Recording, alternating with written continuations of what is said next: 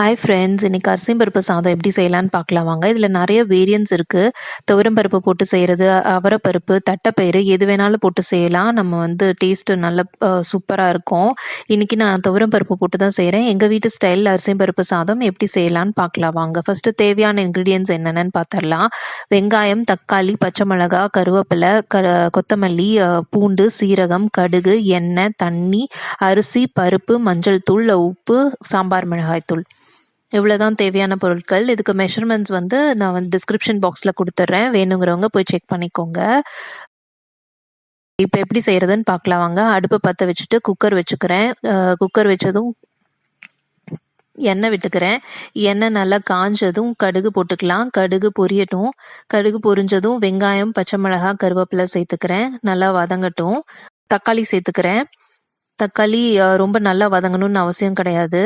தக்காளி வந்து ரொம்ப நல்ல கொலைய வணங்குச்சு அப்படின்னா தக்காளி சாதம் இல்லை பிரியாணி மாதிரி ஆயிரும். அதனால நம்ம லைட்டாகவே சாட்டே பண்ணிக்கலாம். இப்போ மஞ்சள் தூள் சேர்த்துக்கிறேன். மஞ்சள் தூள் சேர்த்துட்டு கொத்தமல்லி சேர்த்துக்கிறேன். கொத்தமல்லி சேர்த்துட்டு பூண்டு, சீரகம் தட்டி வச்சிருக்கோம் இல்லையா, அதை சேர்த்துக்கிறேன்.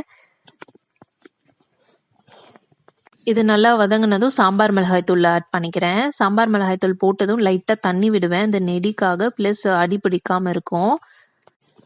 1 டம்ளர் அரிசி, 1/4 டம்ளர் பருப்பு, இது ரெண்டுக்கும் சேர்ந்து 3லிருந்து 3.5 டம்ளர் வரைக்கும் தண்ணி சேர்த்துக்கலாம். நான் மெஷர் பண்ணி வச்சுருக்கேன். அந்த தண்ணி இப்போ நான் ஆட் பண்ணிக்கிறேன். இப்போ கல்லுப்பு ஆட் பண்ணிக்கிறேன். நல்லா கொஞ்சம் கொதி வரணும். ஒரு கொதி வந்தால் தான் நம்மளுக்கு வந்து சால்ட்டு, காரம் தெரியும். ஏதாவது அட்ஜஸ்ட்மெண்ட்ஸ் இருந்துச்சுன்னா இந்த டைமில் நம்ம ஆட் பண்ணிக்கலாம். இப்போ அரிசியும் பருப்பும் சேர்த்துக்கிறேன். சேர்த்துட்டு நல்லா கொதி வந்ததும் நான் வந்து குக்கரை மூடி வச்சுக்கிறேன். விசில் விடுறதுக்காக வச்சுக்கிறேன். 3 விசில் விடணும். விட்டதுக்கப்புறம் ஆஃப் பண்ணிக்கலாம்.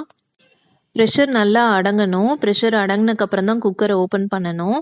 இப்போ நல்லா ஒரு கலந்துட்டு ஹாட் பாக்ஸில் வேணால் ட்ரான்ஸ்ஃபர் பண்ணிக்கலாம். அப்படியே கூட சர்வ் பண்ணலாம் சூடாக.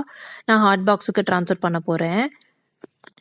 இப்படியே நெய் விட்டு கலந்துப்பாங்க ஒரு சிலர். நான் வந்து அப்படி கலக்க போகிறது கிடையாது. வேணுங்கும் போது சாப்பிடும்போது நான் வந்து நெய் விட்டு சர்வ் பண்ண போகிறேன். பாருங்க, சாதம் எப்படி குழையாம நல்லா உதிரி உதிரியா இருக்கு. அரிசியும் பருப்பை பொறுத்த மட்டும் சாதம் குழையாம இருந்தாதான் நல்லா இருக்கும். உதிரி உதிரியா சூடா சாப்பிடணும். இப்போ நான் இதுக்கு சைட் டிஷ்ஷுக்கு அப்பளம் பொரிக்க போறேன். இதுக்கு என்ன சைட் டிஷ் வச்சாலும் நம்மளுக்கு சூப்பரா செட் ஆகும். உருளைக்கிழங்கு வறுவல், முட்டை பொரியல், முட்டை ஆம்லெட்டு, அப்பளம், வடகம், வத்தல் ஐட்டமு, இந்த சீனி அவரைக்காய் வத்தல், எந்த சைட் டிஷ் வச்சாலும் மெயினாக சிக்கன் ஃப்ரை, தயிர், ஊறுகாய் எது வச்சாலும் பர்ஃபெக்டாக மேட்ச் ஆகும் அரிசிப்பருப்பு சாதம். இன்னைக்கு நான் அப்பளம் பொரிச்சு ஊறுகாவோட சர்வ் பண்ணுறேன். மேலே ஒரு ஸ்பூன் நெய் விட்டுக்கிறேன். அவ்வளோதான். இன்னைக்கு இந்த வீடியோவோட முடிச்சுக்கிறேன். நாளைக்கு வேற ஒரு வீடியோவோட பார்க்குறேன். இந்த ரெசிபி உங்களுக்கு பிடிச்சிருந்ததுன்னா லைக் பண்ணுங்கள், ஷேர் பண்ணுங்கள், சப்ஸ்கிரைப் பண்ணுங்கள். தேங்க்யூ.